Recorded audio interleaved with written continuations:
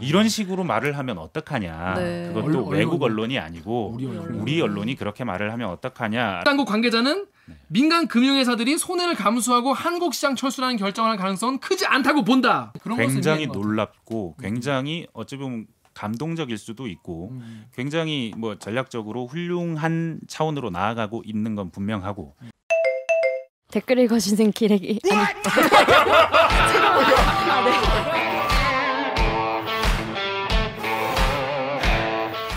댓글 읽어주는 기자들 기레기 아닙니다.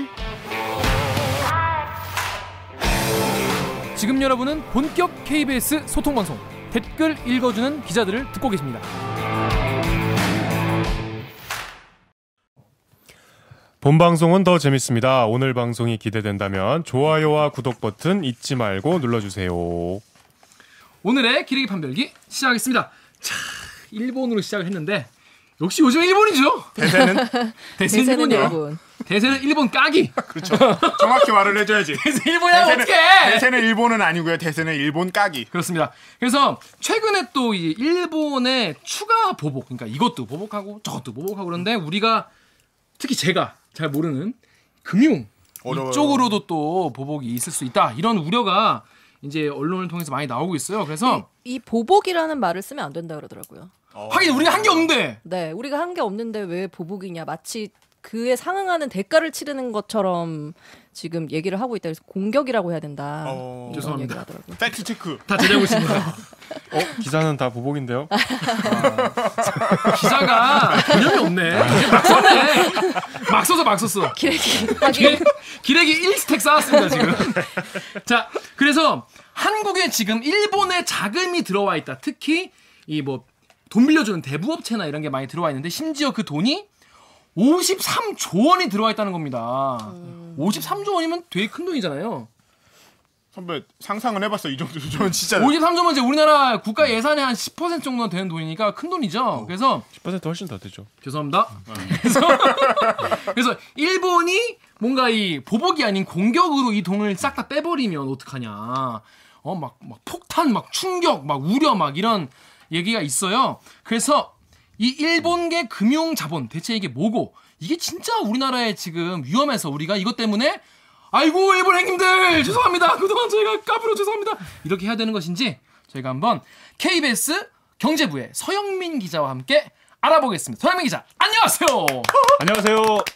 자기소개 부탁드립니다. 아니 그냥 기자가 아닌데 전문 기자신데. 그렇죠. 안 돼. 소개를 잘못했네. KBS 경제부의 거시경제 전문가 꿈나무 기자 서영민 기자 인사드리겠습니다. 박수.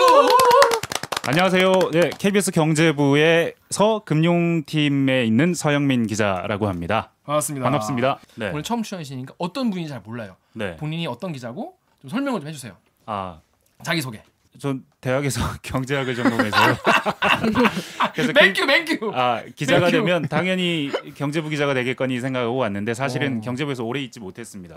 이번이 두 번째고 한 2년 정도 됐을래나 이제 2년이 돼 가는 거죠. 얼마 안 됐고요. 그래서 예비 전문 방금 말씀해 주셨지만 상당히 부끄럽고. 그래도 서영민 기자 오셨으니까 인천 상륙 작전 얘기는 좀 해야 되지 않아? 여러분 여기 나오는 애들이 어떤 애들인지 잘 이제 감을 좀 잡고 가셔야 되니까 우리 서영민 기자 같은 여러분도 그 KBS가 크게 투자했던 인천 상륙 작전 영화 아시죠? KBS 문화 리포트를 막 인천 상륙 작전 몇 명이 받고 막 지금 완전 떡상이고 막 그런 리포트를 하라고 한 거예요. 근데 그 당시에 이제 문화부 기자였단 말이에요, 서영민 기자가. 그래가지고 문화부에서 이제 수뇌부가 너 이거 그게 평론가들이 거기에 이제 별점을 낮게 주니까 평론가들 별점 매기잖아요. 그러니까 평점을 낮게 주니까 그거를 너무 낮게 준 배경에 대해서 조져라 한 거죠. 그렇지. 평론가가 빨갱이라서 그렇다. 빨갱이라서 그렇다. 그러니까 관객은 이렇게 많이 보는데 평론가들은 관객을 무시하고 이렇게 괴리된 평가를 하는 거에 대해서 문제 제기를 하라는 딱 이제 기사를 거의 써준 거랑 마찬가지죠. 근데 그 평론가들이 사실 그 배경에는 평론가들이 이념적으로 이 영화에 동의하지 않는다라는 배경이 깔려 있었던 거죠. 그렇죠. 그래서 그거를 하라고 지시를 했고 하지 않은 것으로 명령 불복종을 한 것으로 알고. 감히. 그래서 이제 징계를 받았잖아요. 그렇죠. 결국 취소됐어요 징계는. 그 소송을 근데 통해서. 저는 네, 그러면 네. 서영민 기자한테 딱 하나만 물어보고 싶어요. 네. 저 같은 경우에도 부장이 뭐 해 그런데 네. 못하겠다고 하지 막 세게 들이받은 적은 기자 생활에서 아직 없거든요. 솔직히. 네. 기르기시네요. 기획 1스택. 이렇게 또 인증하는 거예요. 난 처음 부장만 만났어. 근데 그 네. 내가 이건 안 되겠다라고 딱 짚히는 지점이 있을 거 아니에요. 그런 게 어떤 거였어요? 이건 내가 못 넘어가겠다 싶은 게 그 당시에. 보통 뭐 어떤 상황도 있겠지만 자기 성격이 못 이기는 성격들이 있어요. 그냥 뭐 나도 나를 못 이겨서 뭐라고 말하는데 우리가 포장을 이렇게 해줬는데 대체 저건 못 하겠는데 자꾸 시키니까 화가 나서 에이 못 하겠어요. 징계하세요 했었죠. 징계하세요 그래서. 예. 시키는 거 안 한다 그러니까 억지로 막 강압적으로 뭐 시키는 걸 하는 게 우리 KBS의 전통이라 이런 얘기도 하시고 그치, 데스크가 받아들일 수 시키는 없는 대로 아, 해야지. 그 말 때문이었어요. 뭐 그러니까 시키면 하는 하는 거고 그게 우리 KBS 보도국의 30년 전통이다. 네. 아 진짜? 이런 종류의 말씀을 하셨어요 당시에. 보도국장이 전통을 시켰으니 깨는 거네. 해야 돼. 네. 이걸 하는 게 네. 전통이었어 난 몰랐네. 아, 뭐 그러니까 이제 그런 일이 있었습니다. 거기서 아. 이게 화가 나신 거죠. 그래서 음. 말씀하신 대로 사실 기자들이 일상에서 막 저항하기가 쉽지 않은데 그것도 대놓고 시킨 거를 못하겠다고 이렇게 하기가 쉽지 않은데 그건 당연히 거절을 했어야 될 아이템이라고 저는 생각을 하고요. 그거를 실제로 실천에 옮기는 몇 안 되는 그래서 그 대가를 톡톡히 치르셨죠. 그렇구나. 네. 자 그러면 먼저 어떤 내용을 서영민 기자가 그래서 보도했는지 짧은 리포트로 먼저 알아보겠습니다.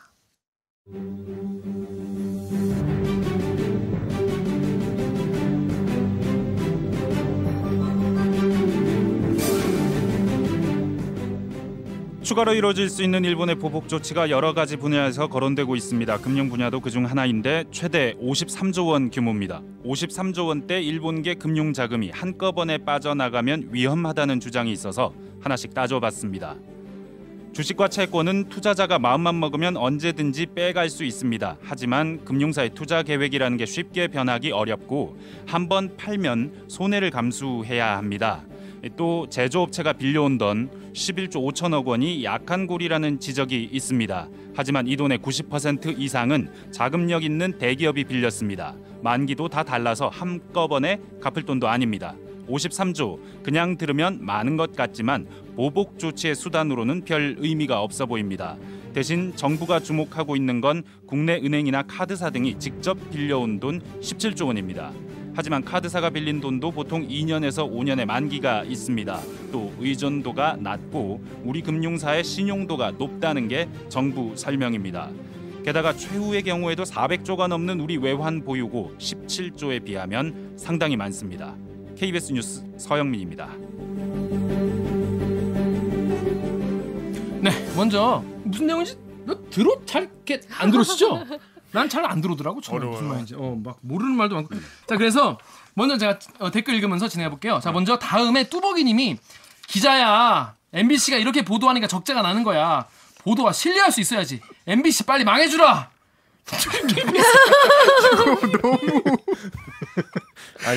둘 다 슬픈 거 아니에요 이거는 진짜로? 이걸 근데 왜 뽑아? 모두의 패배. 일단 그 망해라는 말씀도 좀 제대로 짚어서 해주시면 좋겠고요. MBC가 아니라 KBS였다는 거. 자, 다음 댓글 우리 강병수 기자 읽어주세요. 다음에 다훈님이 남겨주신 댓글입니다. 이렇게 많다고? 대체 어떤 놈이 일본계 고리대금 업자들을 한국에서 장사하도록 허용한겨? 어떤 매국노냐?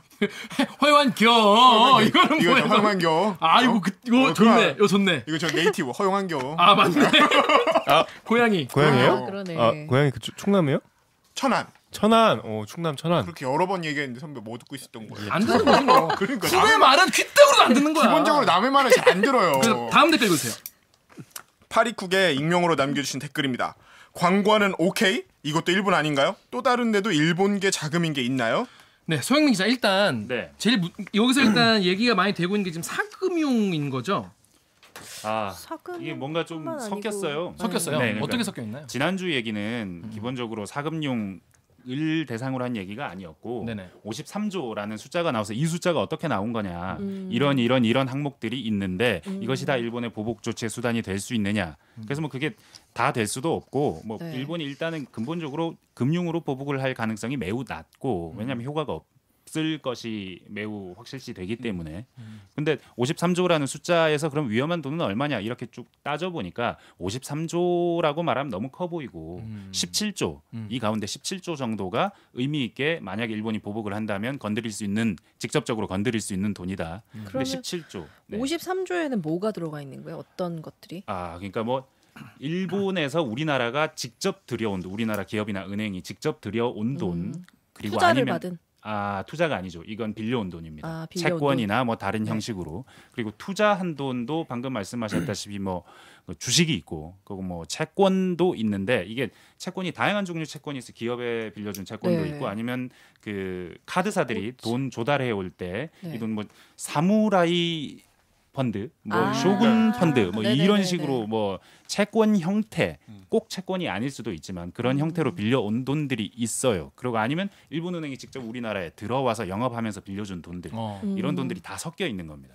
그래서 뭐 그것들을 다 합하면 한 53조가 된다는 게 그러니까 정부에다가 의원이 요청을 해서 받은 자료에 나와 있는 내용이 산술적으로 더해 보니까 최대 그렇다. 네. 사실은 더 될 수도 있습니다. 그런 식으로 따지면. 네. 근데 이런 숫자가 별 의미가 없다.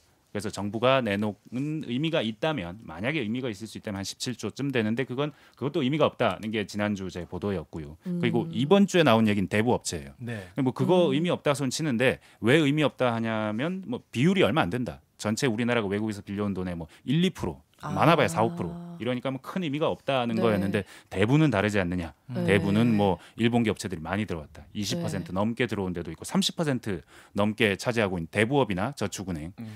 근데 그 말씀하신 네. 저축은행, 대부업계, 네. 그러니까 일본계가 지금 많이 들어와 있는 건 맞죠? 네, 맞습니다. 보니까 10위권 안에 네 군데나 있던데. 네네.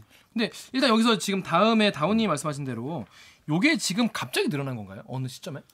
이게 일본 자금이 좀 더 높은 이자를 찾아서 한국으로 온 거예요. 처음에 시작을 할 때 왔는 좀 더 높은 이자를 찾아서. 네, 돈이 이율 더 되는 더 많이 받을 수 있는. 그러니까 그때는 일본보다 우리나라가 이율이 높았나 봐요. 지금도 그래요. 일본은 거의 제로 금리입니다. 음. 예, 뭐 제로 금리라고 표현을 하고 우리는 그래도 뭐 정기 예금도 1%, 2% 이 정도는 되니까 여전히 우리나라가 좀 이율이 좀 더 높죠. 그러니까 그 이익을 찾아서 들어온 겁니다.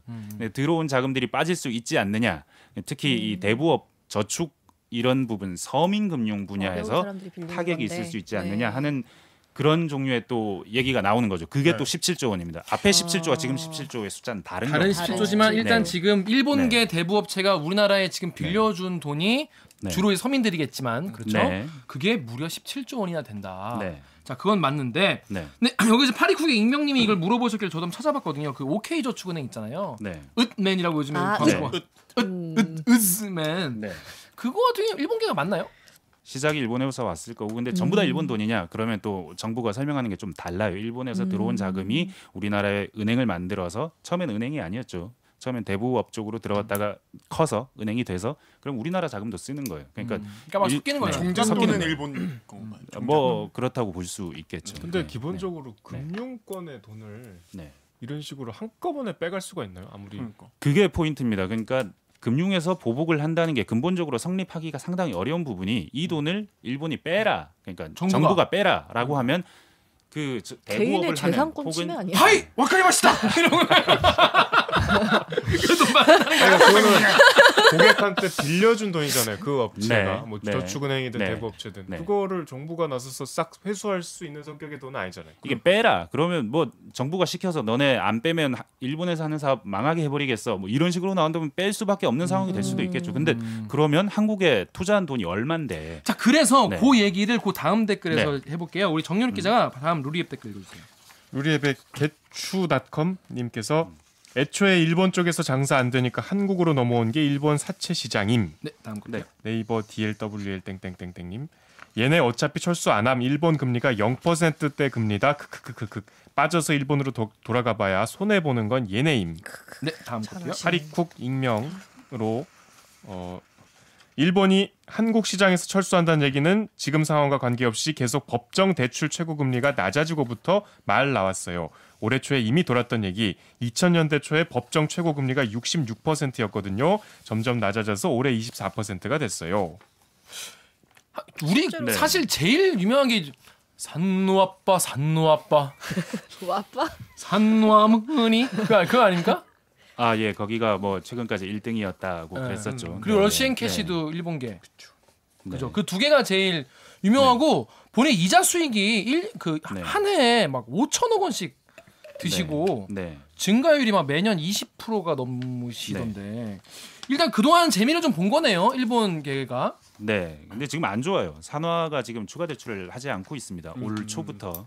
이게 좀 터키에 뭐 투자를 하고 그래서 손해를 크게 봤어요. 뭐 우리나라도 경제가 안 좋아지니까 경제가 안 좋아지면 가장 돈을 많이 못 버는 계층에서 더 많이 안 좋아지겠죠. 그러니까 연체가 커지는 거예요. 연체가 높아지는 거예요. 게다가 우리나라 여기 댓글에도 있지만 2000년대 초 66%였는데 지난해 24% 됐고요. 잠깐 그러니까 네. 2000년대 초에는 네. 법정 최고금리가 66%였던 거예요. 그걸 계속 깎았어요. 정부가 더 이상 못 받게. 그 제도권 안에서는 이거 이상 못 받게 계속 그 제가 깎은 거예요. 예, 제가 네. 보니까 예전에 그 당시에 이제 한나라당 또 법여권 민주노동당 정치인들에게 설문조사를 했어요. MBC가. 그러니까 대부업 입법 예고 이자 상한선이 49%.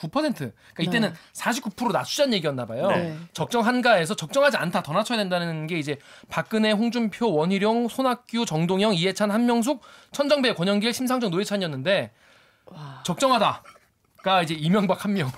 지금 이거 왜 보고 또 나오시는 거야. 있더라고요. 또 나오시는 거야. 밀려오는 조달 금리가 있는데 네. 24%가 되면서 네. 우리나라에서 대부업이 장사를 하기가 매우 어려워졌어요. 그러니까 수지를 이자율이 맞- 높아야 대부업이 네. 할만하다 이거죠. 네. 네. 대부업을 하려면 뭐 한 30%는 돼야 뭐 빌려주고 떼인다고 생각해도 나중에 떼이는 돈을 네. 감안하고 네. 하시는 거예요. 떼이는 대부업 하시는 돈, 분들은? 네, 당연히 그래야죠. 그리고 직원들 월급도 줘야 되고 뭐 이런 돈들 감안하면은 결국은 어느 정도 이자가 필요한데 지금 법정 최저 이자가 상당히 낮아졌기 때문에 대부업을 하기가 힘든 상황이에요. 말씀대로 네. 경기가 안 좋아지면 네. 사실 급전을 더 많이 빌리지 않나요? 아, 그러니까 많이 빌리는 수요는 만큼 많이 있을 것 같아요. 많이 빌리는 만큼 더 많이 안 갚게 되겠죠. 떼이는 경제가 안 좋아지면. 경우죠. 그러니까 뭐 이게 한 개인들에게 얼마를 빌려주고 이자를 얼마를 받고 이게 중요한 게 아니고 전체적으로 평균적으로 금리가 얼마나 되고 돌려받는 비율이 얼마나 되고 거기서 우리가 사업을 할 때 뭐 이게 다 비즈니스니까요. 그걸 계산을 해야 되는데 그 계산이 잘 안 나오는 상황이 된 안 거예요. 지금 나온다. 우리나라가. 원체- 일본에서 그 계산이 안 나와서 우리나라에 왔는데 왔는데. 우리나라조차 이제 안 나오게 되는 거예요. 네이버에 DLWL님이 한 네. 얘기도 일리가 있는 거예요. 그러니까 어차피 일본 금리는 더 낮기 때문에 네. 지금 들어가봤자 자기 손해 볼 거다 이런 말도. 틀린 말은 아니고 그리고 뭐 정부가 기본적으로 이 금융 보복이라는 것이 우리가 생각하기엔 17조 끊어 이렇게 하면 끊을 수 있을 것 같지만 이게 네. 사실은 그게 다른 종류의 지금 소재 가지고 뭐 이거 수출하는 절차를 까다롭게 하는 거하고는 차원이 다른 조치예요. 이건 전쟁을 정말로 경제 전쟁을 하겠다는 거예요. 너네랑 우리는 다시는 안 봐. 이 정도의 결의가 돼야 금융 그쵸. 보복을 시도를 할 수가 있고 그걸 성공을 시키려면 완벽하게 끊어야 되는데 그게 가능하겠냐는 거죠. 민간에 대해서 민간의 파산 위험을 무릅쓰고 너네 사업하지 마라고 하는 게 쉽지 않은 거예요. 그런데 저희가 왜 이걸 다루게 됐냐? 기자분들이 또 문제야. 언론사에서 기사를 쓰셨는데 제가 제목만 읽어볼게요. 국민일보 한국이 빌린 일본계 자금이 69조 원. 한일 관계 악화 시 폭탄이 될 수도. 자, 조선비즈. 서민 금융시장. 그러니까 조선비즈는 기본적으로 서민을 걱정하는 원리인 거예요. 서민편. 서민 금융시장에 풀린 일본계 자금이 17조 원. 경제 보복의 약한 고리가 될 수도 이렇게 말을 했어요. 요런 댓글 그 서영 기자 한번 루리앱의 아랑전설 MK 이분 예전에 아랑전설. 우리가 한번 소개하지 않았나? 아랑전설 MK3님 댓글 한번 읽어봐 주세요. 루리웹의 아랑전설 MK3님 저축은행 대부업계의 일본 자금이 17조가 넘는다면서 국내 저축 대부업계 4분의 1을 얘들이 차지하고 있다고 하더라. 웃긴 게 일본이 얘들한테 규제에 걸면 급전이 필요한 서민들은 우찌하냐라고 걱정하는 척 쥐롤 하는 언레기들 듀올라 많은. 디올라야? 네, 그렇습니다. 이게 네. 지금 이거 좀 기사 제목 장사 좀 하는 것 같잖아요. 그렇죠. 이런 게 언론에 네. 나오고 있는데 이거 사실 폭탄 이런 표현은 어떻게 좀 약간 좀 무리가 있는 거 아닌가요? 그 일본의 특징이 네. 또 가미가제가 아니겠습니까? 감리가죠. 그렇죠. 이게 우리도 좀 그냥, 죽지만 너네도 죽는다. 다 같이 죽어보자. 정신으로. 네, 일본이 무슨 뭐 권위주의 국가나 공산주의 국가면 그래서 그렇죠. 뭐 국가가 다 틀어주고 있으면 이걸 다 할 수 있겠지만 네네, 이 그렇죠, 그렇죠. 민간 영역에 그렇게 간섭하기는 쉽지 않을 거예요. 네, 근데 여기 지금 좀 약간 좀 놀라운 거면 선배 서임 기자 이 기사 보셨죠? 네, 네. 맞습니다. 네. 이 기사 보면 이 기사 사실 내용은 서임 기자의 기사랑 크게 다르지 않아요. 아, 네. 기사 결국엔 데이터는- 큰 타격이 아니다. 기사는 뭐라고 나와있냐면 금융당국은 일본계 자금이 갑자기 이탈할 가능성은 크지 않다고 보고 있다. 금융당국 관계자는 민간 금융회사들이 손해를 감수하고 한국 시장 철수라는 결정을 할 가능성은 크지 않다고 본다. 지금은 대출 공급이 많은 상황이라 큰 영향 없을 것이라고 그 어디 언론이? 기사에 본인 조선비즈. 근데 왜 이거를 제목을 보고? 근데 기사에 이렇게 써 있어. 상황이 상황인지라 한국 철수 전망도 계속 나오고 있다. 뭐 이런 말씀을 하셨는데 이건 좀 과하지 않나. 자, 우리 다음 댓글 우리 강병수께 읽어주세요. 루리에. 루리업의 족발 특대. 아 맛있겠다. 아 배고파. 일본계 자금을 한꺼번에 뺄 방법이 있긴 함? 불가능한 걸 왜 자꾸 가정에서 상상하고 지랄인지. 파이팅맨님께서 남겨주신 댓글입니다. 자 봐라, 이 빠지면이라는 전제부터 웃김. 아베가 획가닥 쳐돌아서 싹 뺀다고 치자. 미국은 지금 그냥 애들끼리 거 싸울 수도 있지. 싸우면서 큰한 거지. 하고 호방하게 보고 있는 건데 일본이 갑자기 애들 싸움에서 짱돌 드는 상황이 되는 겁니다. 갑분싸. 그러니까 지금 미국은 여기에는 전혀 상관이 없는 거죠. 상관이 없다고 할 수도 있지만 상관이 완전히 없느냐 하면 없지 않을 겁니다. 뭐 일본이 믿는 구석이 있기 때문에 이런 일을 시작한 걸 테고요. 뭐 근본적으로는 미국이 지금 일본이 필요한 상황이에요. 미국이 힘이 점점 약해지고 있다는 걸 본인이 느끼고 중국은 점점 강해지고 있다는 걸 느끼고 태평양 지역에서의 세력 균형 뭐 이건 뭐 경제 얘기는 아닙니다만 그런 차원에서 일본이 필요해요. 근데 일본은 미국 지금 입장에서 네. 일본의 힘이 필요한 일본 힘이 상황이 필요하다. 있다. 그리고 일본이 그에 적극적으로 협력하고 있다. 그리고 궁극적으로는 뭐 정상 국가, 군대가 있는 국가, 전쟁을 할 수 있는 국가로 가는 게 미국의 장기적인 아시아 태평양 전략에서 유리할 겁니다. 이 냉정하게 보면 일본이 미국의 아시아 지역 안보에 있어서는 상당히 중요한 나라입니다. 그렇죠. 기주도 있고. 뭐 그래서 지금 그런 상황을 이용하면서 트럼프가 지금 보호무역 계속하고 있잖아요. 네. 트럼프가 중국에 보복하는 기승전결하고 아베가 우리에게 보복하는 기승전결이 똑같아요. 네, 그걸 똑같고. 붙이면서 둘이. 네, 일본이 얻고자 하는 이익. 네. 그 우리나라가 안 좋아지면 일본에게 이익인 점도 있고, 일본 스스로 이 조치를 통해서 얻고자 하는 측면도 있고, 일본은 매우 전략적으로 행동하고 있고 그 전략에 미국이라는 변수가 들어가 있죠. 네, 뭐 아주 오래 준비해 왔다고 볼 수도 있을 겁니다. 믿는 구석이 있는 거네. 네. 그래서 사실 뭐 아까도 말씀하셨지만 그럴 가능성이 낮다라고 보는데 지금 네. 사실 꼭 17조뿐이 아니더라도 우리나라에 사실 들어와 있는 돈이 많고 네. 두 나라의 관계가 정말 지금 이런 분위기에서 네. 막 극한으로 치달을 경우에 네. 혹시 네. 정유럽 기자가 다음 댓글 읽어주세요. 예. 그 초콜릿 하나 먹으려고 했는데 그걸 끊었네. 읽고 드세요. 루리앱의 나연이 조아님이 근데 일본이라면 모르겠다. 사무라이 정신 발휘할 수도 있음. 카미가제라든가. 아까 오기정 나연이 좋아해요? 그다음에 자 다음 솔라풀님이 네. 그래도 데뷔는 해야겠지. 크크 이번 건도 제정신으로 한 건 아니잖수. 네. 다음 댓글도 오기정 기자가 좀 읽어주세요. 다음에서요 켄타타님이 IMF가 그렇게 터지긴 했지 흐흐 하셨어요. 그렇습니다. 사람들이 사실 이게 네. 우리 예전에 사실 IMF 때도 그렇게 막 돈이 다 빠져나갈 거라고 생각을 IMF가 못했다고. 이렇게 터지진 않았죠. 네. 이게 뭐 IMF가 IMF가 이렇게 우리나라의 터졌어요. 기본적으로 마지막 우리 장면. 경제와 기업의 부실이었잖아요. 아니 IMF는 아. 한보가 망해서 일단 시작했잖아요. 네. 경제 전문 예비 아. 끝나면 기자님의 말씀 들어봅시다. 그 뭐 다양한 설명이 다 맞는데 근데 맞대잖아. 근본적으로 IMF는 동남아에서 왔죠. 동남아에서 금융 아니면 경제 불안이 우리나라로 전이됐는데 우리나라가 그걸 막을 충분한 돈이 없었고 우리가 뭐 동남아와의 금전 관계에서 돈을 갚아야 되거나 뭐 줘야 되거나 이런 관계들이 있다면 마지막으로 일본한테서 2억 달러를 갚아야 돼요. 근데 보통 이게 계속 연장을 해주죠. 그 마지막 트리거는 2억 달러였다고 제가 들은 것 같습니다. 그 갚아야 되는데 이 갚을 돈이 우리 연장하자, 기본적으로 연장하자 그러면 보통 그 연장을 시켜줘요. 연장을 시켜주는데 그때 일본이 마지막으로 우리 조금 어려운데 하는 그 마지막 순간에 우리가 이게 돈을 우리가 지금 빌린 돈을 갚을 방법이 없다. 구제금융을 신청해야겠다라고 하는 마지막 차원이긴 했죠. 그래서 어쩌면 일본이 돈을 안 빌려주면 우리가 못 갚으니까 IMF로 가야 돼라는 상황이 생길 수 있다고 전제를 한다면 그런 상황이 된다면 그럼 같은 그림이 될 수도 있죠. 매우 희박한 얘기이긴 하지만 지금은 우리 주머니에 돈이 많잖아요. 그런 주장을 하시는 분이 바로 밑에 다음 댓글인데요. 제가 한번 읽어볼게요. 그 다음에 그 루카스님께서 그때랑 달라. 그땐 나라 같이 외환이 없었지. 지금은 있다잖아. 누가? 서영민 기자가 있다고 하잖아. 그랬더니 DSLG님께서 야 우리가 보유한 400조 원의 외환 보유는 다 우리 돈이냐?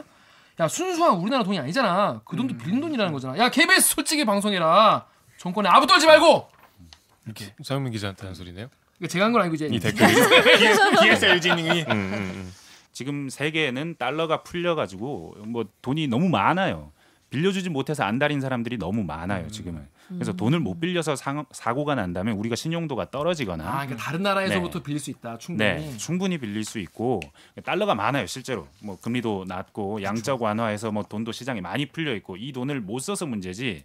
이 그러니까 시중은행들과 통화를 많이 해봤는데 이번에 취재를 하면서 그러면 우리는 돈을 못 빌려서 문제가 날 일은 없어요. 만약에 일본이 일본 자금을 하루 아침에 내일 당장 오늘 밤에 빼가서 내일 당장 갚아야 된다 손 쳐도 이런 상황을 전제로 계산을 해봐도 약간 좀 뭐 빌리는데 시간은 걸리겠지만 아무 문제가 없어요. 하루 아침에 뺀다고 해도 그런 말씀을 영원으로. 하세요. 네, 그리고 정확하게 그렇게 말씀을 하세요. 지금 있는 돈을 영원으로 만든다. 일본이 돈을 통째로 다 빼간다. 100% 빼나간다. 매우 비현실적이지만 그런 가정을 해봐도 근본적으로 문제가 생길 가능성은 없다. 저 현장에서 민감하게 받아들이는 분들도 그렇게 판단하고 있는 거네요. 네네. 이런 취재는 사실 저는 안 해봐서 네. 금융 뭐 이런 취재는 저도 이제 안 해봤으니까 그러면 은행에 전화를 직접 돌리시는 거예요? 그렇죠. 은행에도 전화를 돌리고 카드사에도 돌리고 은행이나 카드사들 뭐 이런 연합회 같은 데도 전화를 돌리고 연구원들한테도 전화를 돌리고 이번에 전화를 꽤 많이 돌렸어요. 왜냐하면 이 숫자는 보이는데 이 숫자를 어떻게 해석해야 될지 제가 잘 모르겠어서 정부 당국자 말만 듣고 쓸 수는 없기 때문에 그래서 뭐 전화를 많이 돌려보면 이 뭐 제가 지금까지 말했던 그런 결론이 나오는 겁니다. 시중에 돈이 많고 일본에서 빌린 돈은 얼마 안 되고 우리나라 신용 등급은 매우 높고 어쩌면 기업은행 뭐 이런 산업은행 이런 은행들은 일본의 비슷한 은행과 비교해 보면 일본보다 높아요. 우리 신용 등급이 신용 등급이 높고 그리고 뭐 우리 돈도 많고 외환 보유고도 많고 400조가 넘으니까 그러니까 뭐 그건 네. 400조가 많은 건 다 우리 네. 돈이라고 봐도 되는 거예요? DSLG님 말은 좀 틀렸다고 봐야 돼요? 달러죠. 달러 우리 달러인 네. 거잖아. 뭐 빌려온 것이 있을 수도 있고 뭐 이 대차 대조표가 뭐 어떻게 되냐 이건 자세하게 따져봐야겠지만 당장 우리가 대응할 수 있는 돈 정도다? 차원으로만 봐도 충분히 대응할 수 있다. 3개월 내에 빠져나갈 자금, 우리가 지금 가용 자금 그런 식으로 계산을 해봐도 아니면 리스크에 대비한 다양한 계산 방식을 동원해봐도 지금 당장 문제가 될 가능성은 없다. 다만 기본적인 네. 경제 펀더멘털은 완전히 그때에 비해서는 훨씬 좋다. 이거는 훨씬 좋다. 뭐 그건 변함없는 사실이고 그래서 0%냐? 그렇지는 않아요. 이 금융이라는 게 굉장히 민감한 것이고 뭐 한국에서 돈을 뺀다는 소문이 나기만 해도 신용등급은 떨어지는 신용등급이 떨어지고 실제로 지금 하이닉스 신용등급이 떨어지진 않았지만 긍정에서 부정으로 떨어졌거든요. 네. 이 사태 때문에 그런 식으로 계속해서 작용을 할 수는 있어요. 영향을 끼칠 수 네. 있다는 얘기죠. 네. 근데 이 차원에서 봤을 때 그 정부 당국자들이 답답한 게 큰 문제가 없고 대체로 문제가 없어 보이는데 계속해서 문제가 있을 수 있다. 그쵸. 밥을 안 먹으면 경제는 배가 고프고 순리인데. 배가 고프면 네. 죽을 수 있다. 그러니까 이게 금융위원장의 말이에요. 이런 식으로 말을 하면 어떡하냐. 네. 그것도 외국 언론이 아니고 우리 언론이 그렇게 말을 하면 어떡하냐라고 말을 하면서 이 문제가 어쩌면 좀 더 수면 위로 올라왔을 거예요. 근데 정부 당국이 물론 0%라고 할 수는 없다. 뭐 준비해야 될 부분도 있다. 그러면 뭐 기자들이 바로 묻죠. 그럼 대책이 뭡니까? 그럼 대책은 있는데 발표할 단계도 아니고 발표할 필요도 없다고 생각한다. 네. 발표 자체가 위험하다는 신호가 될 수도 있는 거예요. 금융시장에서의 신호라는 게 매우 중요하기 때문에 그런 차원에서 계속해서 그 금융당국은 대응을 하려고 하는데 근데 그 금융위원장이 이거 관련해서 지난주에 말을 했던 네. 게 인상적인 게 거짓말로 국익을 생각해 달라는 게 아니다. 아니지. 사실에 근거해서 비판을 한다면 충분히 이해를 하고 납득을 하겠는데 우리가 사실에 근거한 설명을 내놔도 무조건 못 믿겠다고 하면 어떡하느냐라는 차원의 말을 심지어 했었죠. 그 민간 전문가 인터뷰도 큰 영향이 없다는 거를 계속 네. 인용하면서 네. 그럼에도 불구하고 위험하다라는 보고 싶은 거 걸. 보는 근데 네. 보면은 여기 없잖아요. 국민일보랑 조선일보에 조선비즈에 똑같이 그 멘트를 쓰신 분이 누구냐면은 LG의 이지평 상근 네. 자문위원이란 분이에요. 저도 통화해봤습니다. 네. 근데 이분이 여기에서 네. 뭐라고 하냐면 저축은행이나 대부업체 회수 이후에나 일어날 수 있는데 가능성이 작다고 해서 무시할 수는 없다. 네. 저도 비슷한 얘기를 들었어요. 그러니까 여러 사람을 통화해봤지만 이분이 일본에서 오신 분이에요. 아 그래요? 일본에서 공부하신 분? 통화를 해보니까 음. 교포신지는 모르겠습니다. 네. 다만 통화를 해보니 한국말이 아주 자유롭지는 약간 않으셨어요. 일본식 한국어 네. 약간 그런 한자 같은 거 그리고 쓰시는. 실제로 일본에 대해서 매우 잘 아시기 때문에 네. 해당 연구원에서도 저에게 소개를 해줬고 통화를 해봤고 실제로 가장 비관적인 전망을 하시는 분이 맞습니다. 그리고 뭐 대비해야 되는 부분이 있다는 말씀을 많이 하신 것도 맞고 그리고 이게 신용 리스크가 될 수 있는 측면. 그러니까 일본이 우리나라에 자금을 투자할 때 일본 돈만 들어오는 게 아니고 여러 나라가 패키지가 돼서 들어옵니다. 네. 엔화 몇 얼마, 뭐 유로 얼마, 뭐 다른 나라 돈은 얼마 이런 식으로 묶여서 들어오는데 이게 신디케이트라고 얘기를 하더라고요. 이렇게 연계가 돼서 들어오는데 어려워. 일본이 안 넣으면 다른 나라들도 빠질 가능성 이거 자체를 배제할 수는 없지 않느냐. 그러면 실제로 우리나라에게 들어오는 자금 공급이 어려워질 가능성 자체는 배제할 수 없지 않은 이런 말씀 하세요. 그리고 뭐 일리 없는 말이 아니고 실제 우려되는 말씀을 많이 하시는데 네. 사실 경제에서 뭐 네. 완전히 뭐 다 안심하자 이런 게 뭐 늘 좋은 것만은 아니긴 한데 뭐 의도가 있으시다거나 그런 건 분은 아닐 수 아니세요. 있어요. 네, 예. 그런 분은 아니시고 이분이 그 우려가 될 만한 부분들을 잘 짚어주시는 거예요. 정확하게 짚어주시는 거고 그런 점이 없다고 할 수는 없고 다만 그 가능성으로 봤을 때 그분도 말씀하셨잖아요. 그 인용돼 있는 멘트 보시면 그 정도로 이해해 주시면 될 것 같아요. 이것도 궁금해요. 이게 지금은 뭐 좋아. 그럼 지금 예를 들어서 가장 비관적으로 막 53조가 뭐 다 빠지거나 그럴 리는 없겠고 있다 하더라도 우리가 충분히 네. 견딜 수 있는 경제가 펀더멘털이 된다. 그런데 이게 우리 또 장기화될 수도 있지 않습니까? 네. 일본과 장기화 네. 될 거라고 보잖아요, 사실. 네. 그렇죠. 네. 그래서 요 다음 댓글 우리 강경수 기자가 한번 읽어봐 주세요. 네이버의 1QV님께서 땡땡땡님께서 남겨주신 댓글입니다. 우리는 겨우 그냥 불매 운동. 일본은 반도체 부품 수출 규제, 화이트리스트 제외, 자금 공급 감축, 스케일을 봐라. 게임이 절대 안 되는 싸움인데 불매 운동 잘하고 있다고 정신 승리하는 거 보면 진짜 한심하네. 네, 다음 댓글도 다음에 꿈의 사람 연식님께서 남겨주신 댓글입니다. 우리나라가 불매한다고 일본이 폭망? 크크크, 순진하네. 일본이 경제 제대로 우리나라를 망하게 할 수 없는 것처럼 우리나라가 불매한다고 일본이 망하는 거 아니다. 일본 기업 거래처가 우리나라뿐이냐? 불매는 그냥 불만을 표현하는 수단일 뿐이지 그 이상도 그 이하도 아니다. 확대 해석은 금물임. 불매 운동과 별개로 당연히 다른 대처도 해야지. 언론 호들갑 좀 그만. 네, 이게 이제 장기화되고 네. 사실 금융이라는 게 사실 공격의 한 축이긴 하잖아요, 또 그죠? 네. 그럼 앞으로 좀 어떻게 될까요? 길게 봤을 때.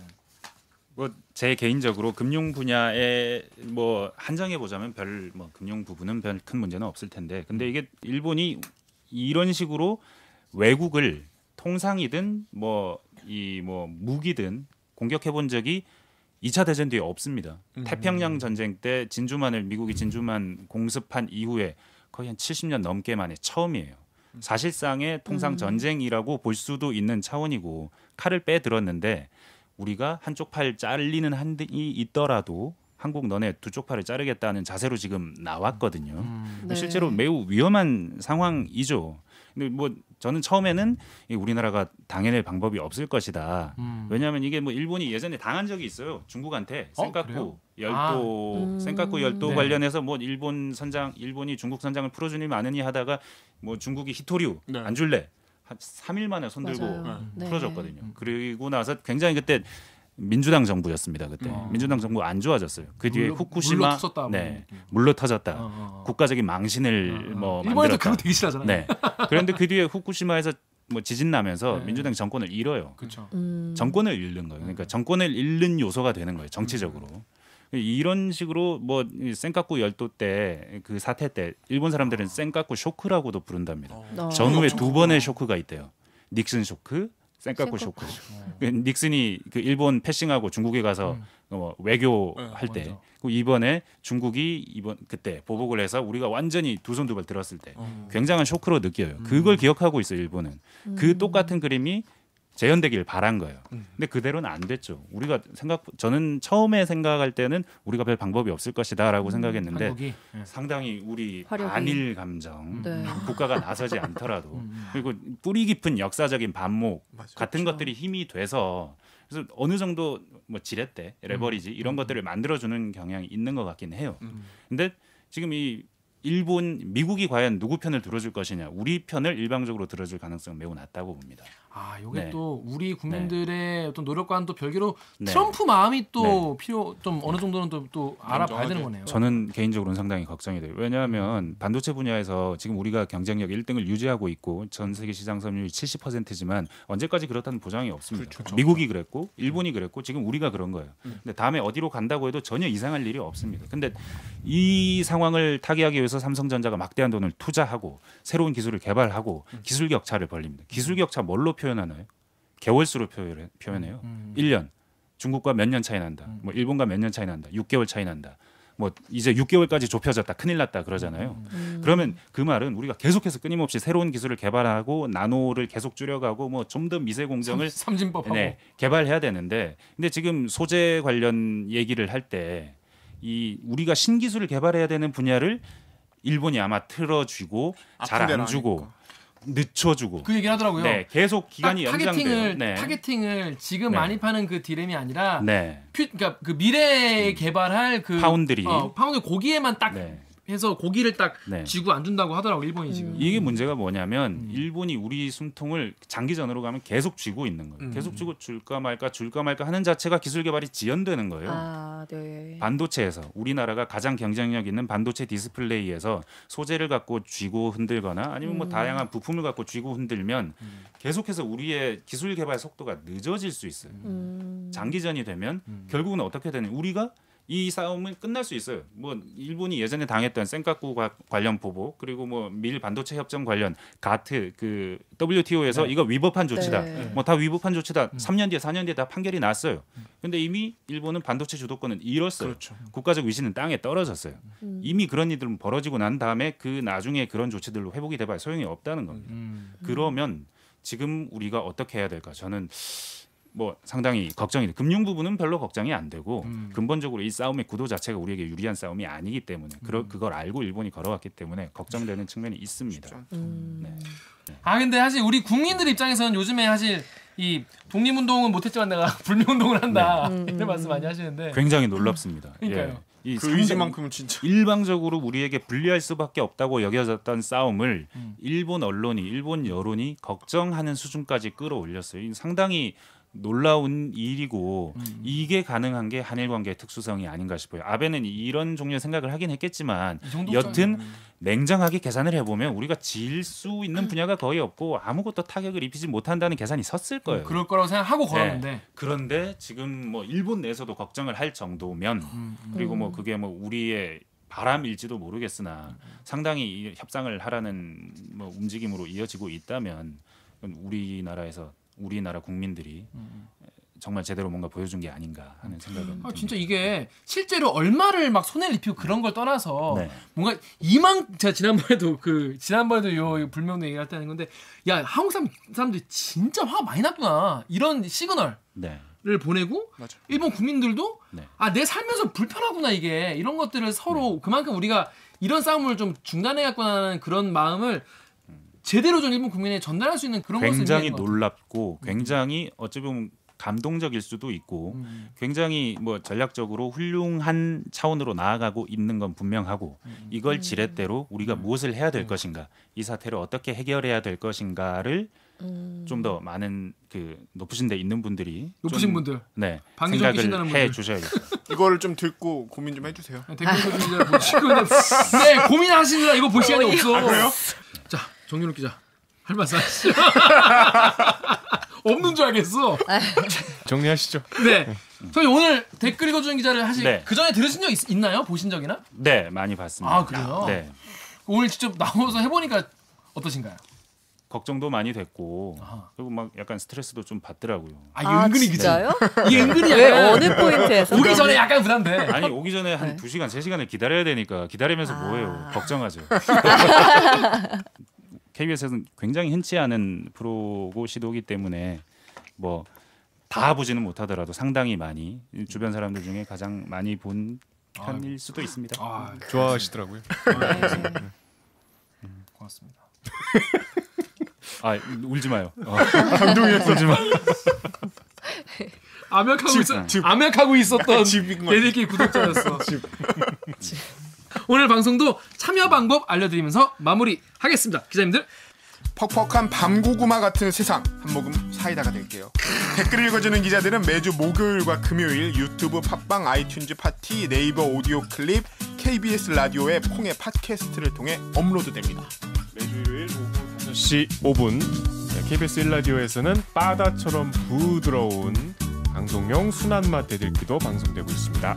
오늘 저 서영민 기자처럼 대들기 스튜디오에 소환하고 싶은 기자 혹은 방송에서 잘근잘근 씹어줬음 싶은 기사가 있으시다고요? 방송 관련 의견은 인스타그램, 유튜브, 팟빵 계정에 댓글을 남겨주세요.